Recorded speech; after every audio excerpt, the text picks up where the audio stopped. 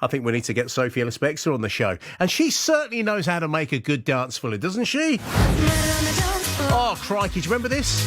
Murder on the Dance Floor? It all began with this back in 2000s with Spiller and Groove Jet. And I absolutely love this version of Crying at the Discotheque. Well, guess what? She's back with another banger, Hypnotised. Now, you'll hear it in a minute, so don't go anywhere. Now, over the past couple of years, Sophie has become synonymous with her kitchen disco. It was said to be a huge distraction for many people in lockdown, but it turns out it gave Sophie and her family a boost too. Oh, massively. In fact, I think that's kind of what instigated it, really, it's just because I needed it so much. Yeah, we started doing kitchen discos right at the beginning of the first lockdown. And the community that emerged from it, I still struggle to articulate quite what it meant to us, really. I think, like everybody else, most of the time we were spending as a family was, very domestic and quite tense and a bit scary with the heaviness of the news. But the discos were just a really welcome distraction. And it's been glorious this year to bring the discos onto the stages and actually, have discos all together under one roof or under the same sky. It's been really, really lovely. Oh, I used to love watching them. I used to look forward to watching them. And the best thing of all, and I know you know this already, yes, it was you singing, which is the main thing, but I love seeing your kids just in the background, just being themselves, weren't they? Yes, it's funny because some people were like, oh, did you choreograph it? I'm like, have you actually watched the discos? It's a complete chaos. And actually, because I obviously was attempting to sing during it whilst not, trying to break up fights, stop them from climbing walls and whatever else they were doing. But actually, if I ever caught a bit of a clip of it back, I'd be like, oh, I can see now there's absolutely loads going on behind me. And I found it really funny as well. And the nice thing was the kids were so oblivious as well with what was actually really happening.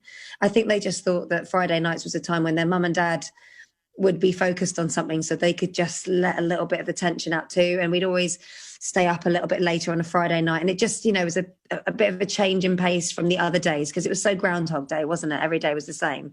So Fridays just had a slightly different flavour around here, which I really liked. Oh, no, it was so lovely to see you lot having fun. And look at what they've achieved as well. You've just talked about the tour. I mean, you could never have imagined that in the early days, could you? Definitely not. I mean, obviously, I knew I'd go back to, going on tour with my day job, but actually bringing the disco out of, just our kitchen and actually bringing it out and about has been really glorious. And I didn't think that would be what would happen. I think like a lot of people, when we first went into lockdown, we sort of thought that normal life was on pause.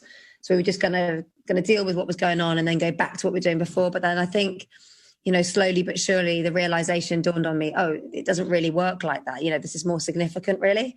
So it's been really important. I get to incorporate it into what's going on moving forward and keep the positive aspects of it and make them part of what's going on now, which has been really lovely. Yeah, it really was something special. And talking of special, by the way, I got to be honest, I love your new song, Hypnotised, because there's always that danger, isn't there? You think, right, Sophie's releasing a song, haven't heard it yet, let's see what I think. And he just grabs you the second it starts. And you describe it as a wonky pop. Tell me about the new song. Yeah, so this song is a collaboration with a talented Glaswegian called Pete, or Watto, as his producer name is. And he approached me a couple of years ago, actually, with this track. So we went back and forth and finished it off. And I liked it from the get-go. Like I had the same experience, really, where I listened to it and I thought, oh, wow, this is really unusual. And what just happened to me? And I love the sort of intensity of it. And it's got proper pop sensibilities. But I always describe it as sort of ABBA on, sort of Dayglow. It's kind of got a really weird feel to it in a good way. So it's just been really fun putting it together. And I managed to get my favourite video director, Sophie Muller, to do the video. So we did a dance routine video up in Glasgow Barrowland. And it's just been really fun, every step of it, actually. When I watched that video, it looks like you were having a good time yourself, full-blown sass mode. Well, you can't wear latex and be sort of dictating a dance routine without being a little sassy in the process. No, it's a great video, and you've noticed as well, haven't you? I mean, hopefully it was done for that reason, but the dance routine has taken off as well, hasn't it? Well, yeah. So that kind of emerged when I was doing the song live on tour back in March. I just found myself doing this little dance routine, and what I didn't anticipate is how empowering it is to do a dance routine that you get all the crowd doing. I supported Steps back in November, so I saw their crowds doing lots of dance routines with them, and I thought, wow, that looks cool. And now that I've done one, I'm like, oh, I can see why they do it. It's really fun.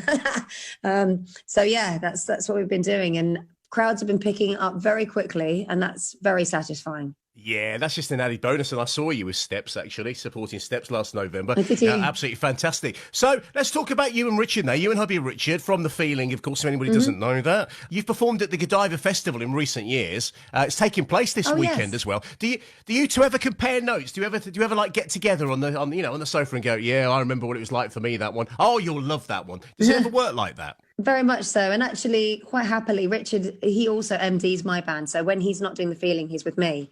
So we do gigs together all the time. And that's my favourite, because then we absolutely share the experience. But yes, it's also been the case that, I did a festival a couple of weeks back that The Feeling did last year. I played a festival on Friday that his band played on Sunday, this weekend just gone. So yeah, that happens all the time. That's basically very commonplace for us. Oh, I'll tell you what I love about you two, right? And bearing in mind, I see this like everybody else, but you seem really close, you two, really close-knit in the sense of you're on Gogglebox, you've got the cookery book, you just even mentioned how you support each other with your music as well. I mean, that's important, isn't it, for you to understand each other's worlds? I think so, and I suppose, part of it is because that's how we first started. That's how we knew each other. Richard was in my touring band, so I hired him as my bass player about 20 years ago, and that's how we met. So that dynamic's been there anyway. But also, we did have a little period of time where we were off doing our own projects, and now you're right, we do loads of stuff together. He also edits my podcast. So, he's really involved. Wow. And I think it's just when you're busy people as well, it's really nice to involve each other in each other's worlds, just so we actually are sharing the same adventures. And I think that's been part of something we've always kind of prioritized. And if we're doing some work, we might make sure that, we take some time for ourselves while we're doing it, so that we kind of keep having time. We've got a lot of children and a busy life. So I think if we didn't do that, we probably wouldn't really see each other. Well, look, I love talking to you, Sophie. I honestly love catching up with you. Thank you for joining me on BBC CWR. So lovely to talk to you. Thank you. Brodie Swain, BBC CWR.